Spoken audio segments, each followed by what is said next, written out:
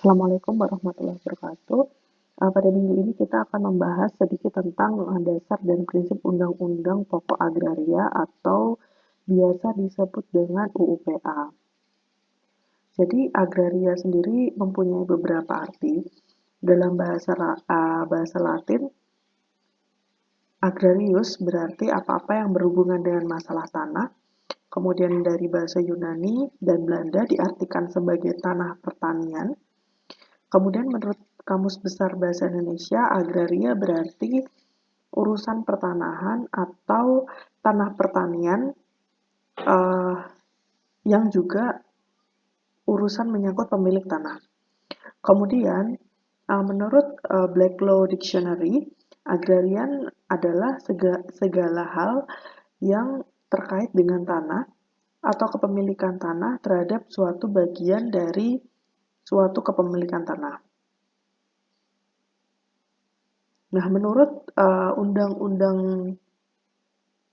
Nomor 50 Tahun 1960 tentang Peraturan Dasar Pokok-Pokok Agraria atau biasa disebut dengan UUPA, mempunyai arti yang sangat luas,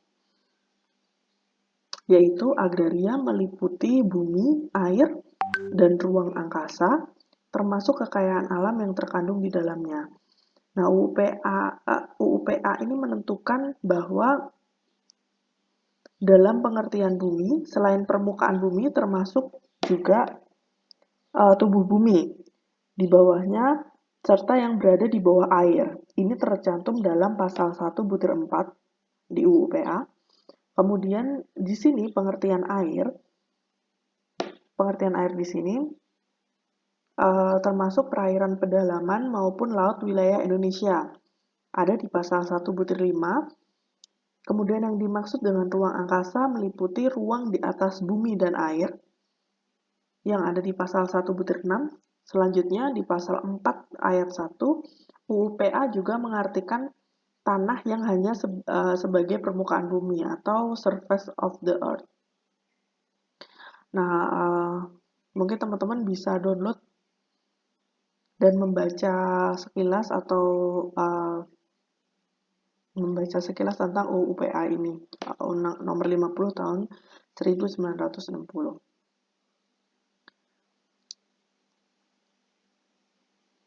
Oke, dari definisi agraria yang telah dijabarkan, berarti di sini hukum agraria didefinisikan sebagai keseluruhan daripada ketentuan hukum, baik hukum perdata maupun hukum tata negara maupun pula hukum tata usaha negara yang mengatur hubungan-hubungan antara orang, termasuk badan hukum, dengan bumi, air, dan ruang angkasa dalam seluruh wilayah negara dan mengatur pula wewenang-wewenang yang bersumber pada hubungan-hubungan tersebut.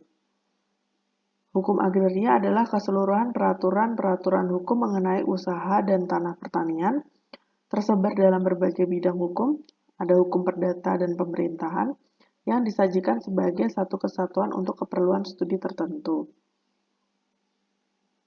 Sehingga pengertian hukum agraria dalam UUPA bukan hanya satu perangkat bidang hukum, melainkan suatu kelompok berbagai bidang hukum yang masing-masing mengatur hak penguasaan atas sumber-sumber daya alam yang termasuk dalam pengertian agraria tadi yang diuraikan dalam UUPA. Jadi kelompok hukumnya ini ada hukum tanah yang mengatur hak atas penguasaan tanah dalam artian permukaan bumi. Kemudian ada hukum air yang mengatur hak penguasaan atas air. Kemudian di sini ada hukum pertambangan juga yang mengatur hak penguasaan atas bahan-bahan galian yang dimaksudkan oleh pokok pertambangan. Kemudian ada hukum perikanan yang mengatur hak penguasaan atas kekuasaan alam yang terkandung di dalam air. Termasuk di dalamnya ada hukum penguasaan atas tenaga dan unsur-unsur dalam luar angkasa. Jadi yang perlu ditegaskan bahwa semua bagian dari kelompok hukum agraria itu adalah hukum yang mengatur hak penguasaan atas berbagai sumber daya agraria. Jadi bukan mengatur tentang pengolahannya, termasuk penatagunaan atas sumber daya agraria. Oke, dalam UU PA dimuat 8 asas dari hukum agraria nasional. Asas-asas ini merupakan dasar dan harus menjiwai pelaksanaan dari UU PA dan segenap peraturan pelaksanaannya. 8 asas tersebut uh, ada asas kerasionalan, kemudian asas tertinggi, asas kepentingan nasional, asas fungsi sosial, asas WNI, asas persamaan bagi seluruh rakyat Indonesia, asas tanah pertanian, dan asas tata guna tanah.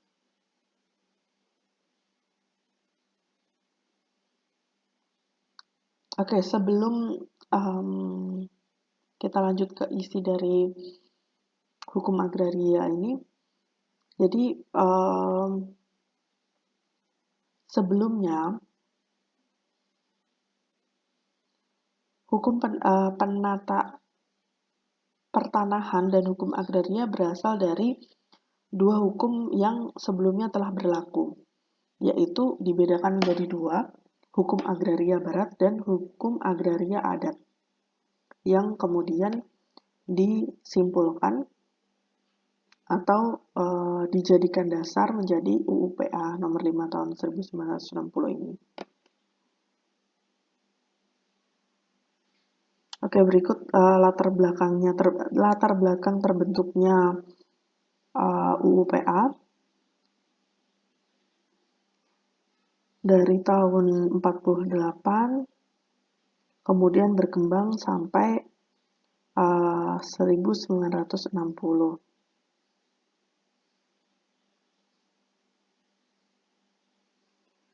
Oke, hukum agraria barat merupakan hukum yang dibuat pada masa penjajahan oleh negara Belanda. Pada masa pemerintahan Belanda, banyak peraturan-peraturan yang mengatur masalah pertanahan di Indonesia yang diterapkan mulai tahun 1870-an. Akan tetapi, sebelum penjajahan Belanda pun, masyarakat Indonesia karena tetap berkehidupan sosial ya, itu mempunyai hukum adat yang berlaku secara turun-menurun, walaupun terkadang hukum-hukum adat tersebut tidak tertulis ya. Jadi kayak masyarakat tuh sudah sama-sama tahu bahwa misalkan kalau menduduki jabatan sebagai lurah akan mendapatkan sebidang tanah segini, seperti itu.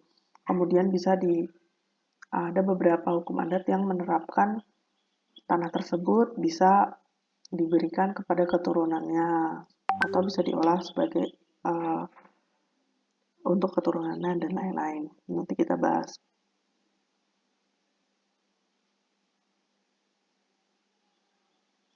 Nah, ini hukum adat.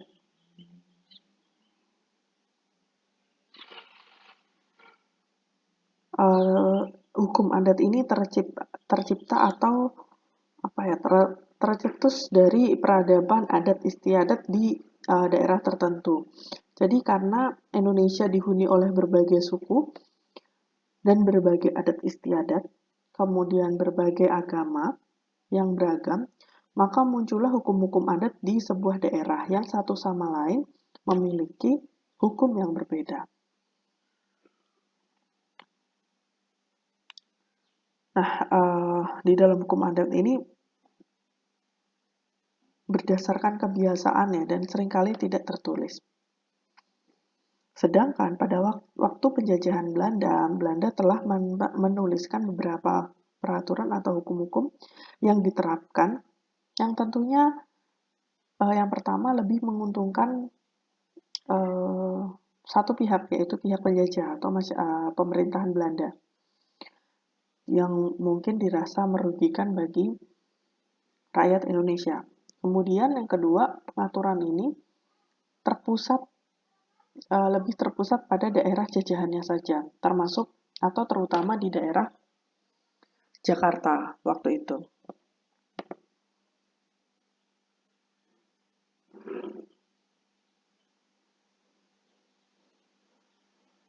Oke, ini dari hukum agraria adat ya.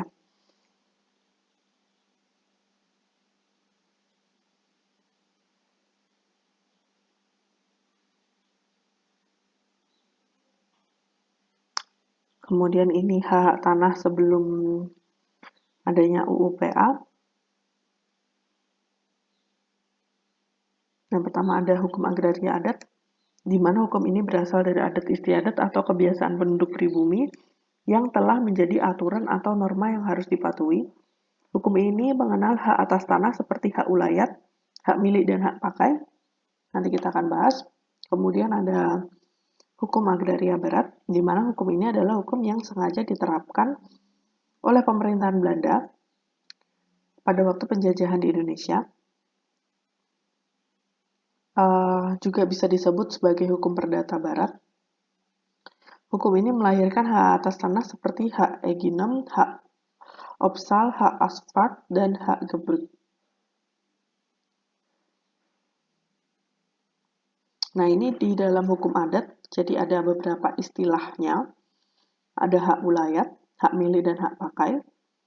Hak ulayat adalah kewenangan yang menurut hukum adat dimiliki oleh masyarakat hukum adat atas wilayah tertentu yang merupakan lingkungan warganya, di mana kewenangan ini memperbolehkan masyarakat untuk mengambil manfaat dari sumber daya alam untuk kelangsungan hidupnya. Dan hak ulayat ini bisa dilakukan turun-temurun di wilayah tersebut. Kemudian ada hak milik.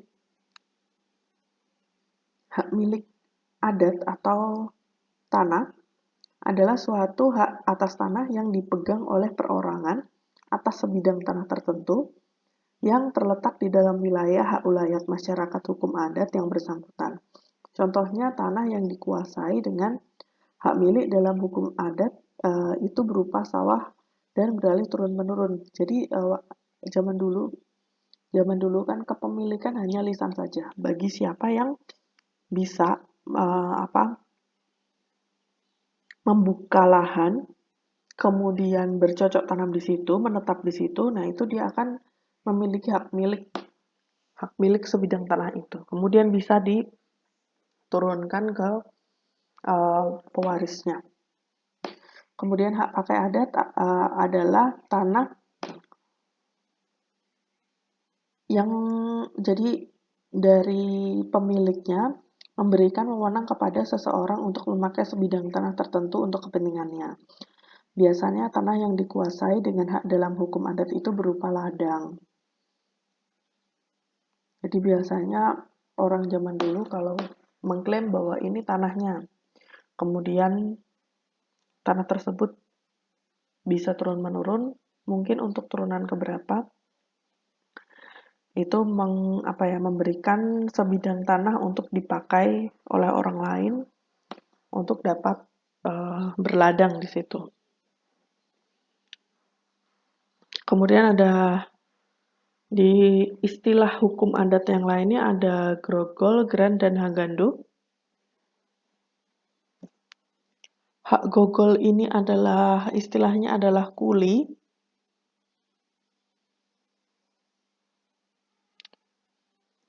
Jadi si kuli tersebut tidak memiliki atau tidak punya hak atas sebidang tanah tersebut, tetapi dia bisa memanfaatkan secara terus-menerus. Atau bisa jadi dia mendapatkan hak untuk mengolah tanah, kemudian ketika keturunannya tidak mau melanjutkan, bisa dipakai oleh dikembalikan kepada desa atau yang berkuasa di situ. Kemudian ada hak gran. Jadi ini hak raja atau sultan yang memiliki menguasai daerah tertentu. Dia memiliki, jadi seperti yang masih berlaku ini, hak gran ini masih berlaku di daerah Yogyakarta sampai sekarang.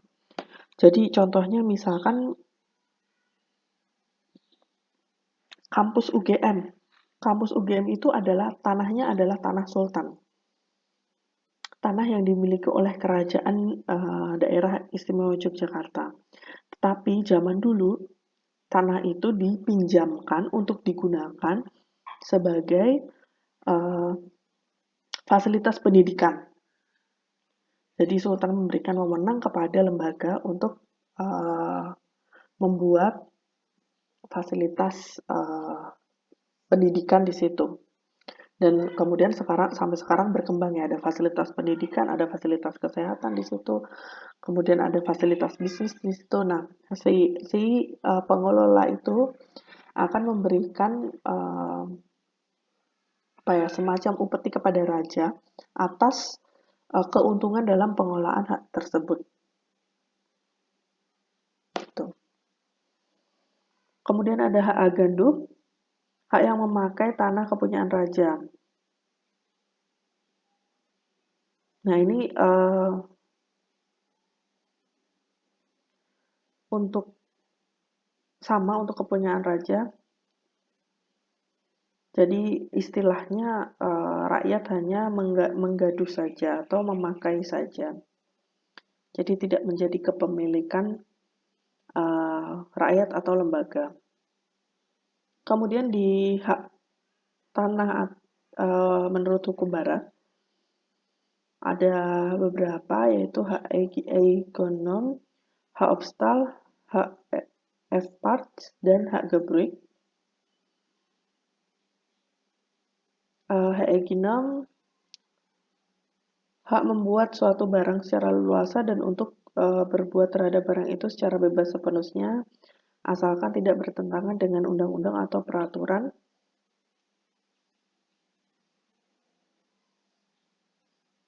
Jadi di sini pemilik tanah yang memiliki hak ekonom bisa bisa memakai secara mutlak atau terserah si pemilik ini atau si pemilik hak ini mau mengolahnya untuk apa. Kemudian hak obstal,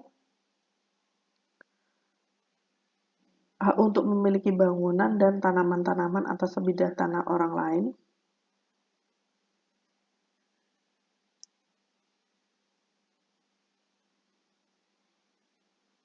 Jadi bisa dibangun rumah, tanaman, dan lain-lain.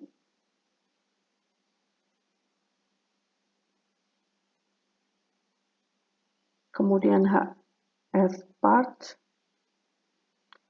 mengusahakan dan atau mengolah tanah dan menarik manfaatnya.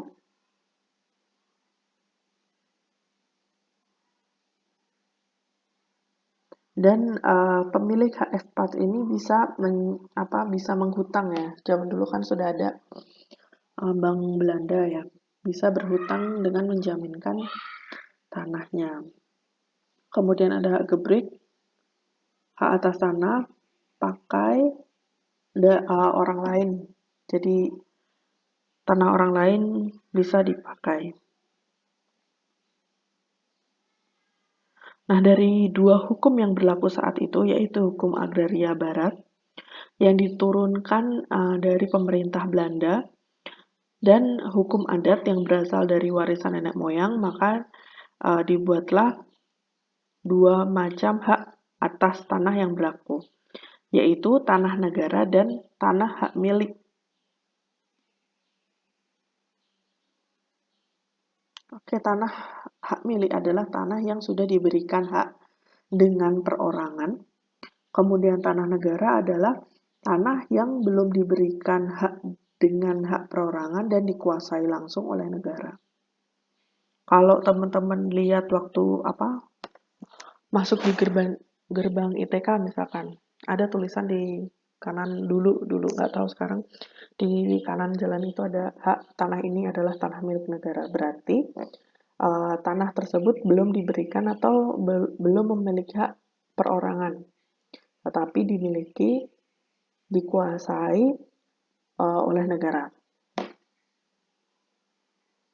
Nah, tanah negara antara lain bisa tanah wakaf, tanah hak pengelolaan, tanah hak ulayat, tanah kaum, tanah kawasan hutan, dan tanah negara dalam artian sempit.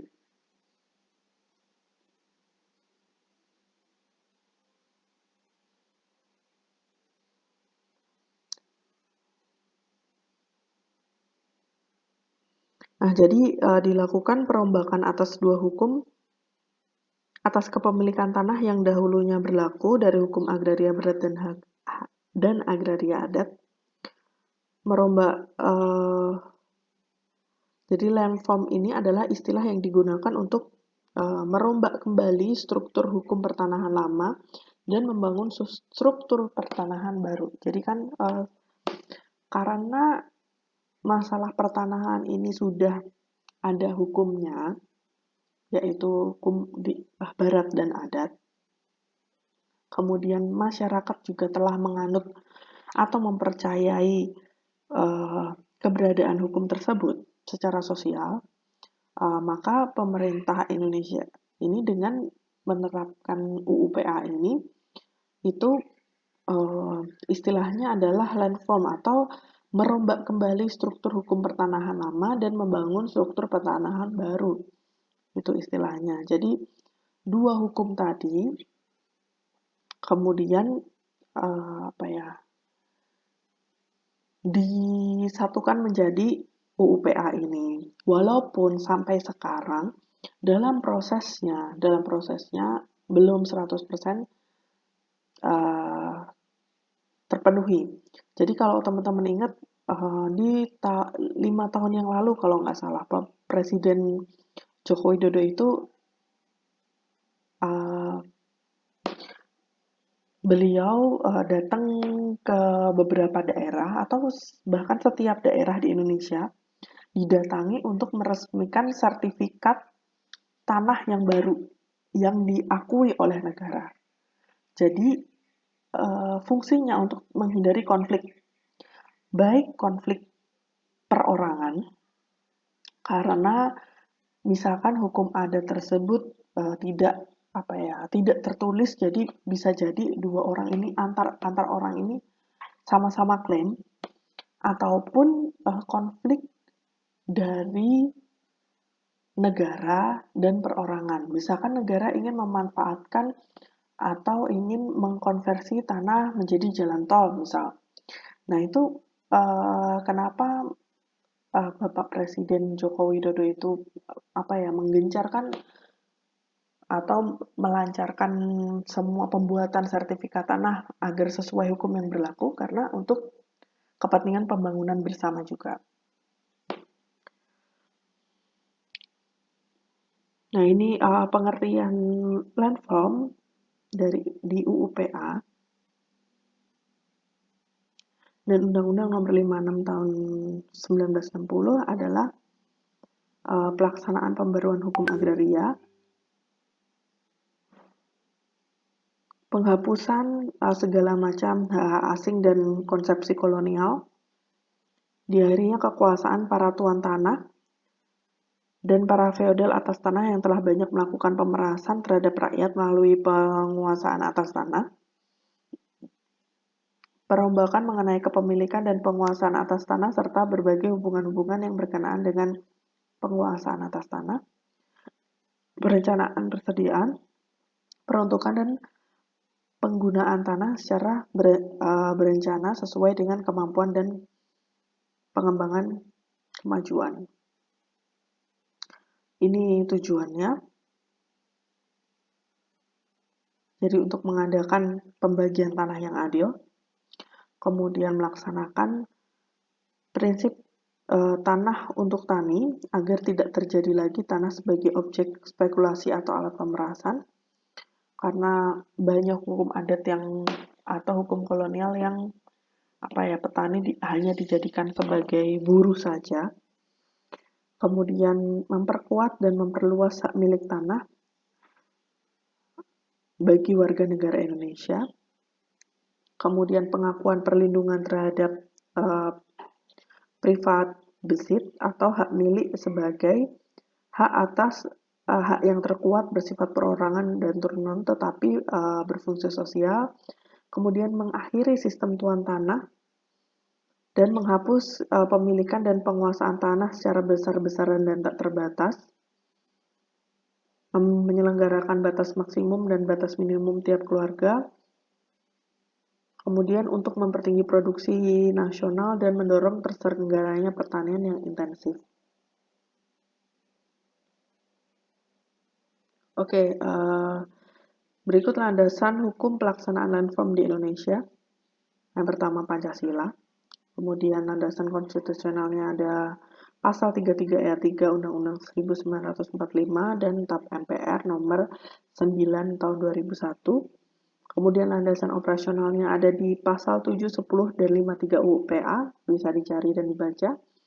Kemudian UU nomor 56 tahun 60 tentang penetapan luas tanah pertanian. UU nomor 2 tentang perjanjian bagi hasil. PP nomor 224 tentang pelaksanaan pembagian tanah dan pembayaran ganti rugi.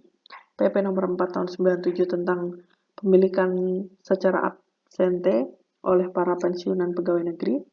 UU nomor 1 tahun 58 atau PP nomor 18 tahun 58 tentang penghapusan tanah partikelir dan e-gendom. Kemudian peraturan Kepala BPN nomor 3 tahun 91 tentang pengaturan penguasaan tanah objek landform secara swadaya dan lain-lain.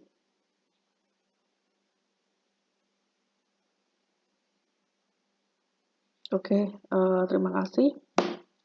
Assalamualaikum warahmatullahi wabarakatuh.